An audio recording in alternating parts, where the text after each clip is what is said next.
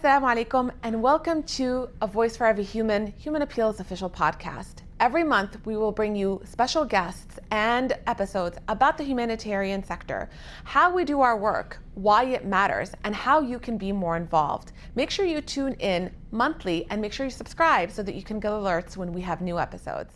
Assalamu alaikum and welcome to A Voice for Every Human, the Human Appeal official podcast. I'm your host, Asil Borno, and I'm really excited to have on set with me today Muhsin Cason, who is the Muslim boxer. Assalamu alaikum. Wa alaikum salam. This is exciting because this is our pilot episode. Yes, this First time on air? Yes, the first episode. We're excited and we have lots to talk about. We do. You have been up to so much as a Muslim boxer outside of the ring.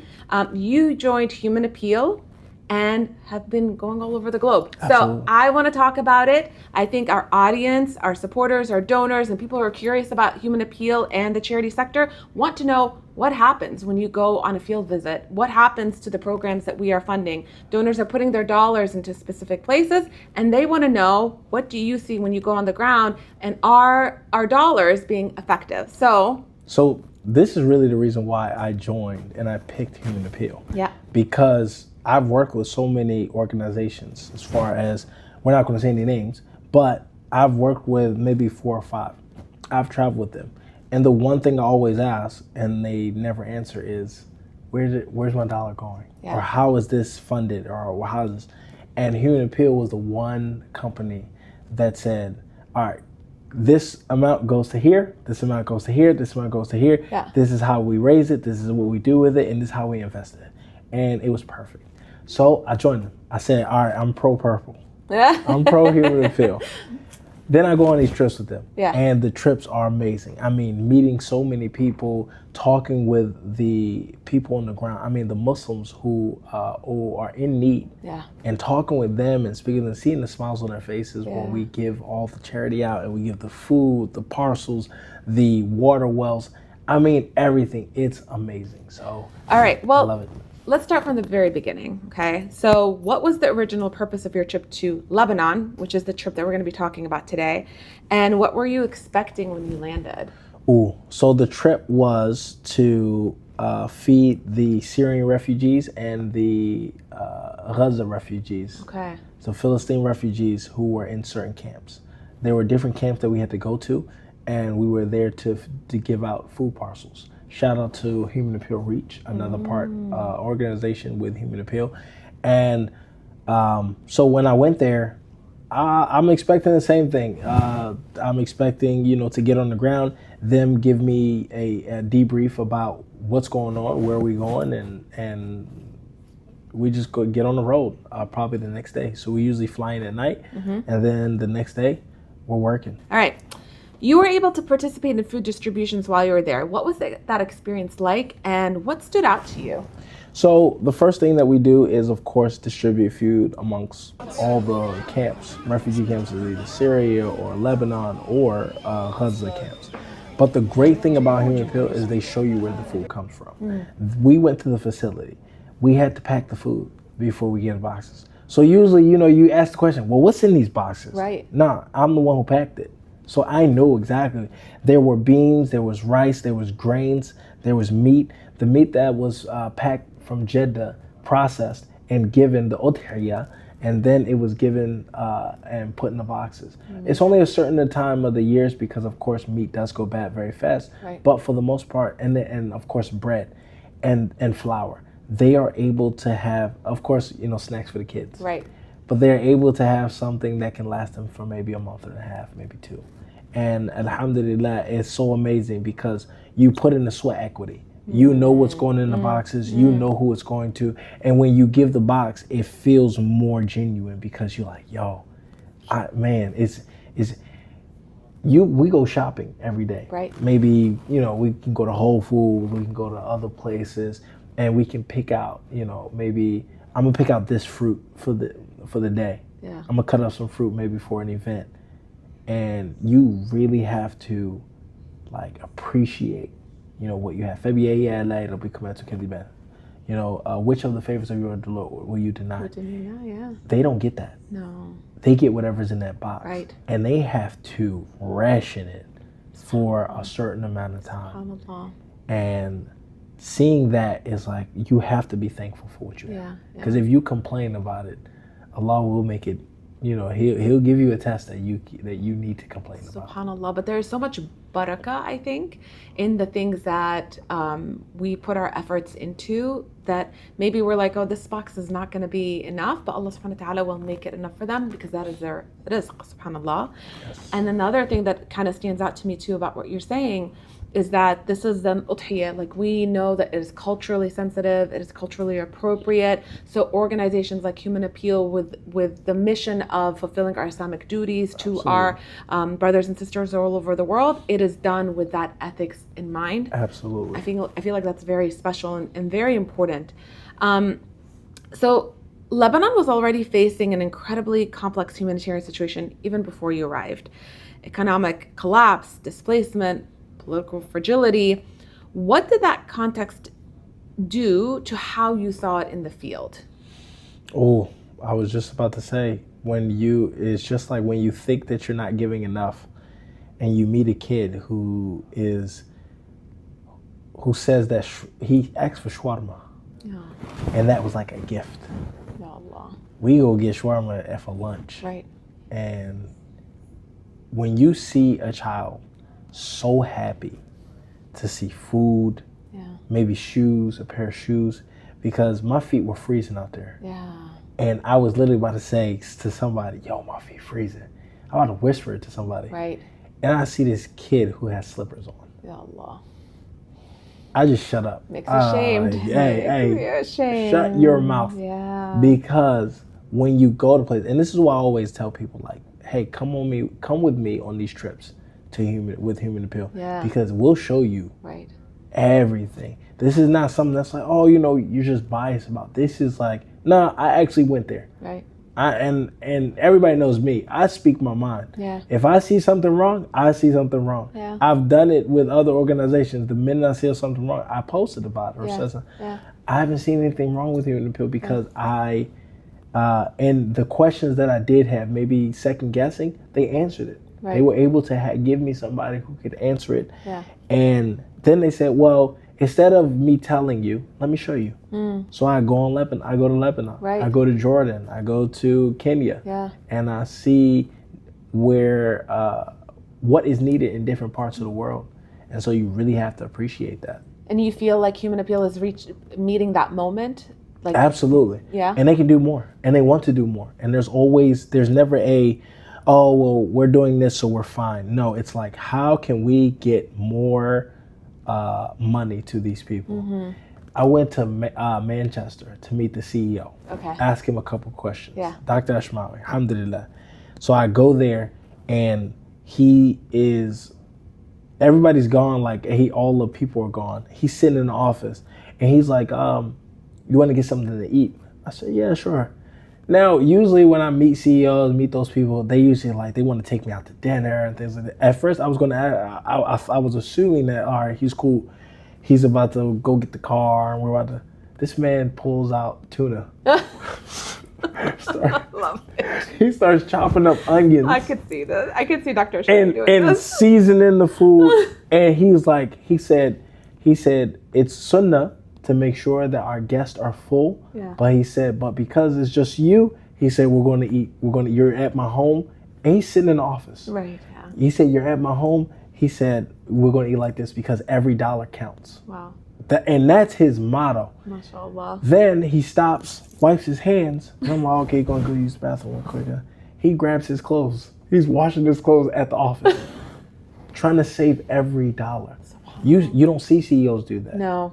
I see dry cleaners. Yeah. You know what I mean? I see dry cleaners. This man has an iron, clothes. He's folding up clothes. He's having meetings while he's folding up clothes and eating tuna. Oh, subhanAllah. And that's when I said, oh yeah. That's the real. Like, he really wants every dollar. He's in it for the mission. He's in it for the mission. He's not that. in it for the money. He's not in it for the clout. And he probably won't even like me saying this story. No. I know he doesn't, because he's like, man, let me stay under the weather. Yeah. But I told him, I said, listen, if I ever get a chance, I'm going to tell this story. Yeah. He was like, okay. So that's what I call him Amu. Yeah. Because he's like an uncle. I don't usually build relationships, especially with people like that so big. Yeah. I don't build relationships. No, because like he keeps it really real. Yes. He is really in it for the people that we are trying to serve. And he said something recently to us that I really felt was impactful. He said, the dollar amounts that are raised it's not the predictor of our success. It's Absolutely. Not the indicator. Absolutely. What's our success is how are the programs functioning on the ground. And how they impact the people. How are they impacting the people? Are we actually making a difference? Are we making people's lives better? That is the success. Absolutely. Not how many dollars I've raised in Ramadan, right? You can say how many, you can raise $3 million, $4 million. But if you're not doing good work, if you're not doing it with amana. Exactly. Right? If you're giving to these people, and to these beautiful Muslim people, these beautiful people around the world. Yeah. And you're giving to them without a smile on your face. Right. That says a lot. Of course. And human appeal is like, that's the one thing they say. Like, hey, you better not look tired. Yeah. Don't look like you're hungry, anything. Yeah. You go with a smiling face and you be grateful that you are able to serve. Right. Yeah, well, that actually takes me really well to my next question. I want to know, what did you learn from the local staff and community members that you couldn't have understood from just a report or a video call? You actually worked with our human appeal staff on the ground. The impact and the work that really has to go into it. People think that, it's just $1 and then the dollar goes straight to the person in need. No, politics plays a big part in it, and we don't really talk about it, and you don't want to talk about it. Yeah. But you have to go through certain organizations in order to get to becoming an organization to get on the ground. Right. You have to talk to the local government. You have to have a rapport with the people, with the community. Yeah. Community does not trust everybody. No. So you have to have, it's so many things that have to align. Then, the graphic designs and things like that, the social media that people have to, it takes money to spend money, and people don't know that the work that goes into getting the footage, getting the flyers, getting all this information out to the people. I mean, it's a lot. The people that were on the ground, I got in at 11 o'clock. Every single one of those human appeal workers were like sitting on a laptop. It's 3 o'clock in the morning, and they got to get up for Fajr. Then on top of that, they're fasting. Then on top of that, they have to lead this group, and none of them complain. SubhanAllah. And they're on calls at night because it's a little earlier, either in the UK or in America. Right. And so they're on calls. It's no complaining. No. They're sitting there eating. They're eating their food, and they're making sure that they're getting this done. And they're talking about other things that they can do in the different countries. Yeah. So you don't know the work that people are putting in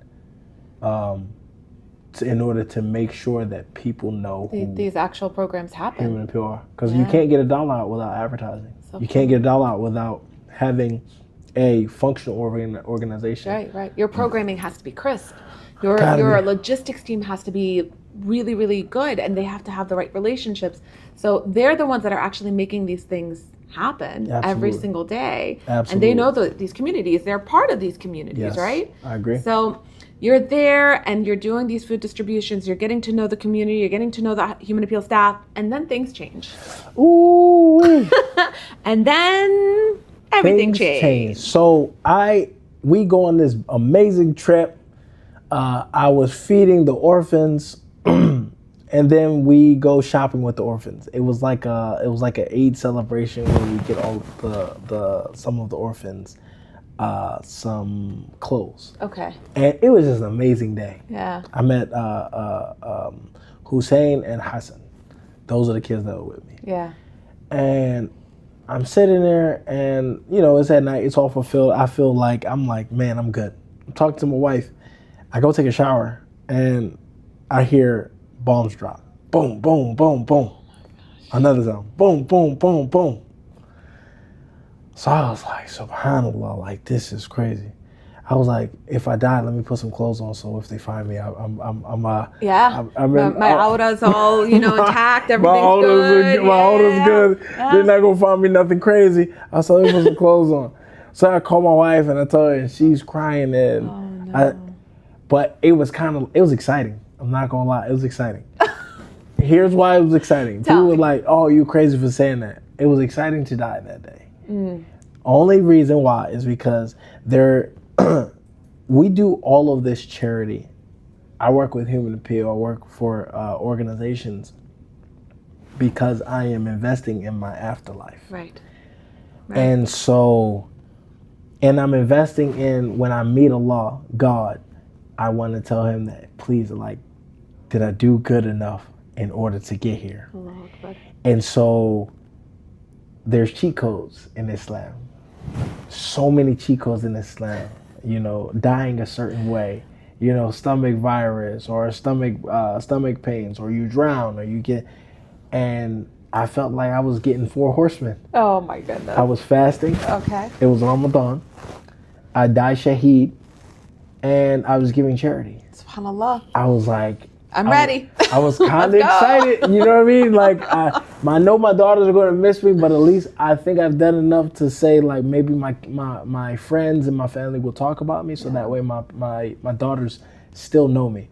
But I was like, man, if this is my time to go, there's no better way. I was like, what better way to go than this? SubhanAllah. So I'm like, I'm preparing myself. I'm like, okay, if this is it, alhamdulillah, let's do this. So of course, you know, I'm reading more Quran, I'm making sure I'm doing tahajjud, witr, waking up, doing everything I can do, putting a smile on my face the whole time, because I was excited.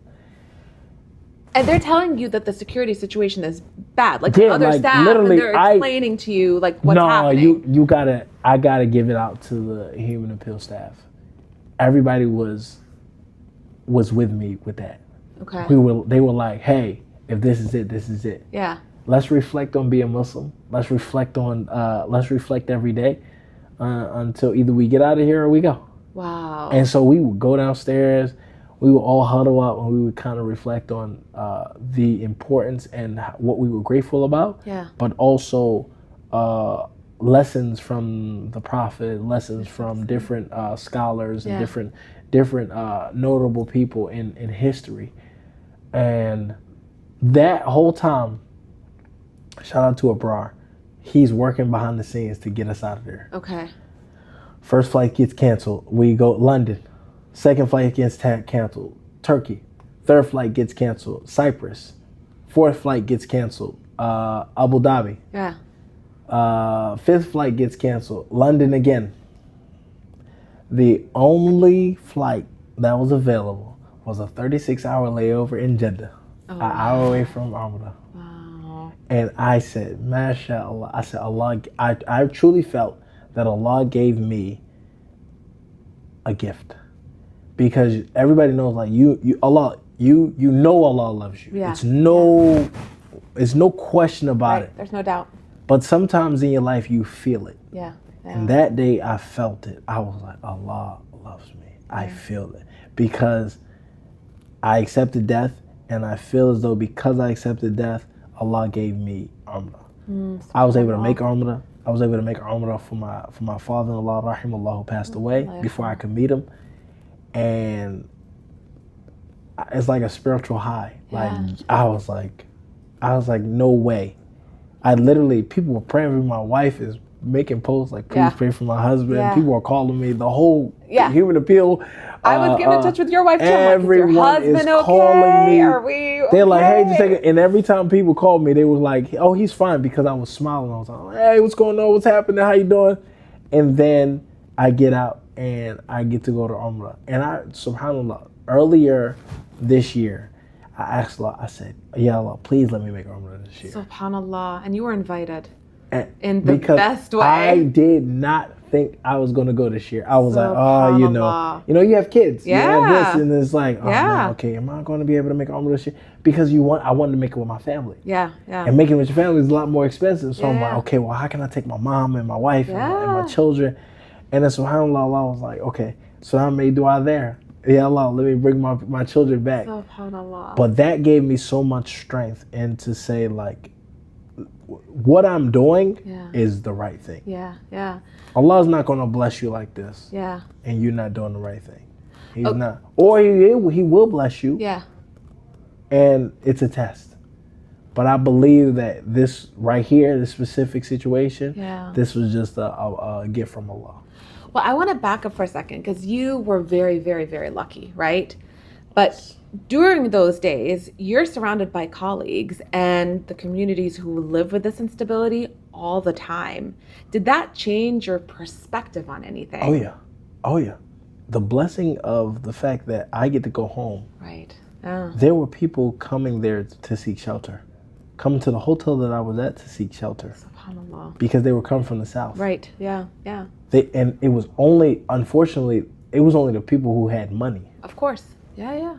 Everybody who had money was coming to the hotels. Yeah. Yeah. So of course they can pay for a hotel room. Yeah. And it was getting so full. But subhanAllah, like Lebanon is such a beautiful community because the manager opened up the basement and let people sleep there. Yeah. It was just everywhere. There's subhanAllah that like the Lebanese people all, you know, in the Middle East, especially those who've been under occupation and, you know, Israeli aggression for a very long time, they have learned to be in community in a way we cannot even imagine. Absolutely. They're in community the way the Ansar are in community. Yes. I have a home, I have a spare room, I have a They spare care for each other. space that you can sleep on.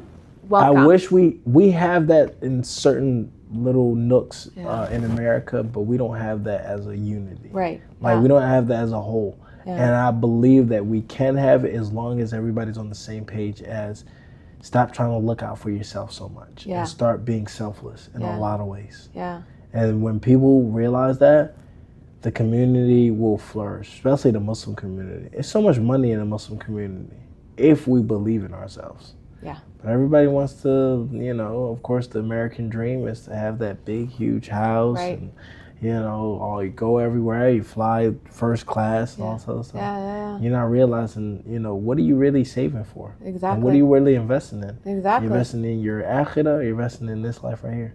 Assalamu alaikum. Really exciting news. Human Appeal is launching its first advocacy campaign. This campaign is going to be called Vote for Every Human. We have elections coming up, and they're probably the most important elections of our lifetime. Primaries are coming up soon, so you need to be registered to vote so that you can help decide who's going to be on the ballot in November. Make sure you learn more by visiting humanappealusa.org and get more information on how you can get registered to vote, who are going to be on the ballot, and important dates for registration deadlines. I want to know what was going through your mind when it came to the people that we serve. So families depending on our program, while you were personally trying to find a way out. What was going through your mind? It's not just the colleagues, not just the people who could afford. And I think it's important to note, we're taping March 31st. As of today, there are 1.5 million Lebanese who have been displaced. Yes. And displacement looks very different for a lot of different people, but for those who can afford it, are getting placed in hotels and in people's homes. Many are sleeping in their cars, and many, many more are sleeping in the streets. I was thinking about the orphans. Ya Allah. Ya Allah. Yeah. You know what's crazy? While I was on that trip, giving the food and giving the clothes to the orphans, this kid, he says, where you from? I was like, I'm from America. He was like, no, you're not. Your Arabic's too good. He said, you're from Sudan. I was like, no, I'm not from Sudan. I said, I'm from America. He was like, you're American? And he was like, yeah. He said, you killed my parents. Ya Allah. I was looking at him, I was like, I said, I'm sorry. Yeah. I said, yes, I am American. I said, I apologize. What else can I say? Right.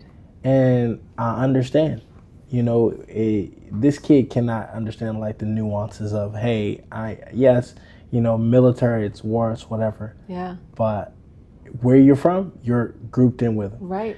I'm not gonna argue with no orphan. Yeah. He lost his parents. Yeah. What do I look like arguing with a kid? Like, yeah, no, it wasn't me. It was no.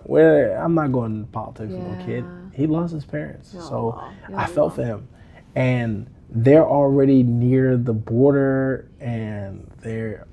Where do these kids go? Are they going? Where do they go? Not even on top of that, who do they have to hug? Ya Allah. Ya Allah. You know what I mean? We have security in ourselves because we either grew up with adults, we grew up with parents who nurtured our security in a way. Ya Allah. What about them? They're kids. They still need the security to be nurtured, and they have nobody. They have, of course, now shout out to the women and the brothers who are taking care of them. Yeah. But that's not their family. No. That's not their that's not their mom. That's not their dad. Especially when they remember their dad, they remember their mom, and then just secondary trauma and first trauma. Like you ran away or you're an orphan because of bombs, and then bombs are hitting again. Yeah. It's rough. So I was thinking about them, the families that are, I met this one family. It was the grandmother, the mother, and the children. The grandmother's husband died. The daughter's husband passed away, and the brothers passed away. It was just them. Their living room, their kitchen, their bedroom was all the same room. They had a pipe coming out that like a small little furnace to keep their heat a little bit, and that was their kitchen. They put everything on top. And this is the kid that was actually for the shawarma. Oh yeah. He was lame. His belly was like kind of sunk in, and his mom was like rubbing his belly. Oh, and they've been eating for the last week. Before we gave them food, they were eating water, stale bread, and milk. Ya Allah. For weeks. That's it. And the family that was there to take care of them had to leave back to Syria. So they had nothing. So I'm thinking about them. Right. Where do they have to go? Where are they going? They don't even know anybody there. Ya Allah. And with all the people, with all the displaced people, you can't even be mad if somebody leaves or leaves them because they got to take care of their family. How can you take on another, family and you're already, the burden on your family will be even more. Yeah. And so you have to understand it. So that's who you're thinking about. That's what I'm thinking about. Yeah. So coming back here, you have to be thankful. Yeah. You have to be grateful. Yeah. And you have to know that, man, this work don't stop. Until I go, this work don't stop. Yeah. I'm never not going to stop giving back to any organization. If Human Appeal is done, the next organization that comes up, I'm definitely going to go. As long as I can trust where their money is going, and it's not going into different types of pockets, I'm with it. Yeah. So that feeling, has it waned at all in the days since you've come back home? It does. Yeah. It sometimes does because what helps you we're remember? Human. When I complain. Oh, subhanallah. Anytime you complain. Yeah. Man, I'm tired. You can't be tired. You saw this you saw this kid trying to do everything possible to make sure he can eat. You saw this mother. You saw this father with one leg. There was one kid I met. He was a baby. They have no doctor. His arm broke. And because his arm broke and they couldn't fix it, it was just a limp. So he can't use his arm anymore. Ya Allah. And so what do I have to complain about? Ya Allah. So anytime I'm about to get angry, I'm human still. Yeah. So of course you get upset, you get annoyed and things like that. And you just like, stop complaining. Because Allah will give you something to complain about. Yeah. Stop complaining. Yeah. And so that gives me the reminder that, that's why it's just like, whoa, I got to go back. Anytime I feel like, I was just gonna say, like, I feel like I'm getting a little privileged, and I feel like, yes, Allah is blessing me, but I know He wants me to give back. Yeah. And using my platform to show people the great work that Human Appeal does, and the great work that so many other organizations do, on the ground in so many different countries. Because I have the privilege to do that, I have to do it. So when they tell me, hey, are you available to go Sudan, Ethiopia, Somalia, Kenya, anywhere? Yeah, I'm ready. Yeah. I'm ready. Well, this is a good segue to looking ahead. What does this experience tell you about the importance of locally led programs and local staff who stay when international staff can leave? Oh, you have to. When I tell you, without them, you don't know what's going on the ground. Right.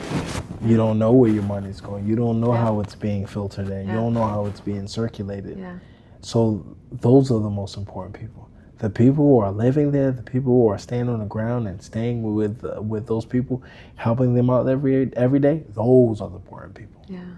And so you check on them, you make sure you know that they're good, you build a relationship with them, because when you go back, it doesn't seem like a trip with strangers. It seems like a trip with family. Yeah. Because you know, in different countries, people treat you so different. Right. They treat you with respect. It's the families that are there. It's like they want to give you what they don't have. SubhanAllah. They want to give you what they don't have.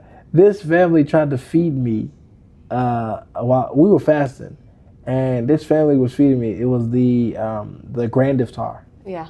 And I'm cooking and everything. And so after we finished cooking, they're like, "Come sit down with us and eat." I'm like, "How dare I? Yeah.